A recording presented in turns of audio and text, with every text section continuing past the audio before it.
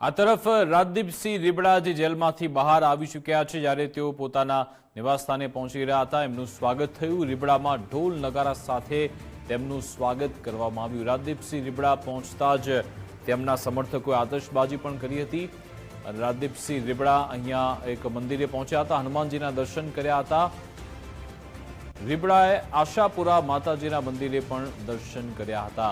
કુમકુમ તિલક અને ફુલાર પહેરાવી તેમનું સ્વાગત કરાયું. નિવાસસ્થાને મોટી સંખ્યામાં તેમના સમર્થકો ઉમટ્યા હતા. અમિત ખૂટ આપઘાત કેસમાં જેલમાં બંધ હતા રાજદીપસિંહ કોર્ટે જામીન આપતા જૂનાગઢ જેલમાંથી છુટકારો થયો છે. આજ અંગે જાણકારી આપશે સંવાદદાતા વિશ્વાસ ભોજાણી.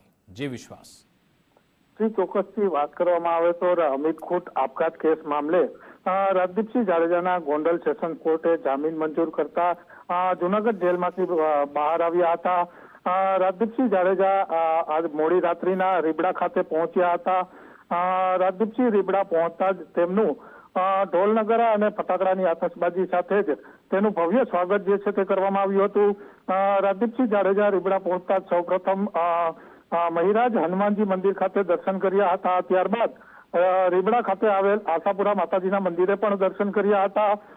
રાજદીપસિંહ જાડેજાનું પરિવારજનો દ્વારા કુમકુમ તિલક કરી અને ફૂલહારથી સ્વાગત કરવામાં આવ્યું હતું.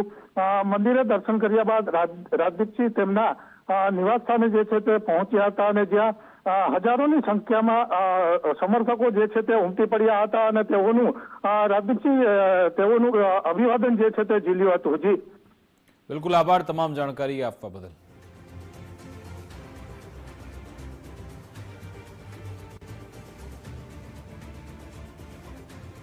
તો આજે સમાચાર આવ્યા કે અમિત ખૂટવાળા જે પ્રકરણ છે એમાં રાજદીપસિંહને જામીન મળી ચૂક્યા છે અને ત્યારબાદ તેમનો જૂનાગઢ જેલમાંથી છુટકારો પણ થયો અને પછી એ બહાર આવતાની સાથે જ તેમના સમર્થકોમાં એક ખુશીનો માહોલ છે.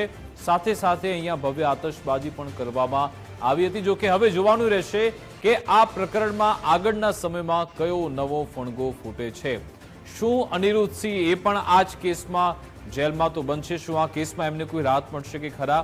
એ પણ જોવાનું રહેશે કે શું અનિરુદ્ધસિંહ એ જામીન અરજી કરે છે તો કોર્ટ એ પછી એને સ્વીકારે છે કે કેમ, એના પર નજર હશે. અને હવે અમિત ખૂટના પરિવારજનો પણ આ સમગ્ર બાબતે શું કહે છે એ પણ ખૂબ જ મહત્વનું જોવાનું છે.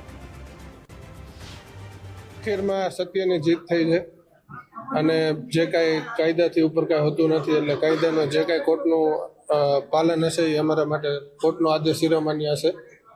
વધારે કાંઈ નથી કહેવાનું. મોટી સંખ્યામાં સમર્થકો તમારા આવ્યા છે, એના વિશે શું કહેવું? આટલું ભવ્ય સ્વાગત કરવામાં આવ્યું. નહીં, લોકોનો પ્રેમ આજથી નહીં, મારા પેઢી દર પેઢી મારા પરિવાર માટે રહ્યો જ છે. મારી વાત હોય કે મારા પપ્પાની વાત હોય, અને હર હંમેશા પ્રેમના કારણે જ અમે આવા કપરા સમયમાંથી આરામથી નીકળી ચૂક્યા છીએ.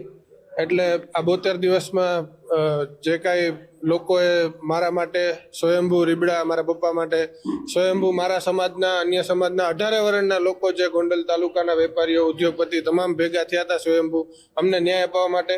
એ બધાને હું નતમસ્તક કરીને પ્રણામ કરું છું કે આપ સૌનો ખૂબ ખૂબ ધન્યવાદ કે આપના માટે થઈને આજે સત્યની જીત થઈ છે આપ લોકોના કારણે. તમારા પિતાજીની ગેરહાજરીમાં પણ રીબડામાં ખૂબ મોટું સંમેલન જેવું મળ્યું હતું, એમાં હજારો લોકો આવ્યા હતા. એ વિશે શું? નહીં, એ જ લોકોનો પ્રેમ ને લાગણી હર હંમેશ રહી છે. એટલે સત્યને પરેશાન છે પણ પરાજિત નથી. એટલે જે કેસને લઈને તમે ગયા હતા જેલમાં, જેને લઈને એ કેસનું મેં કીધું એમ કે આજે સેશન કોર્ટે મને શરતી જામીન આપ્યા છે.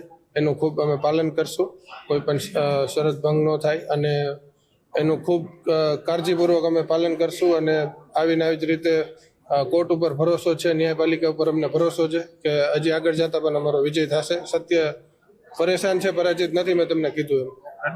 અનિરુદ્ધસિંહે કીધું હતું કે જે પ્રમાણે આખું ષડયંત્ર રચવામાં આવ્યું હતું, તમને કોણ લાગે છે આની પાછળ કોણ છે? એ તો ભગવાનને ખબર ભાઈ. હું ડાયરેક્ટ એમાં કોઈનું ટિપ્પણી કરવા વાળો માણસ નથી. જે હશે એને કુદરત એને પહોંચાડશે ભાઈ.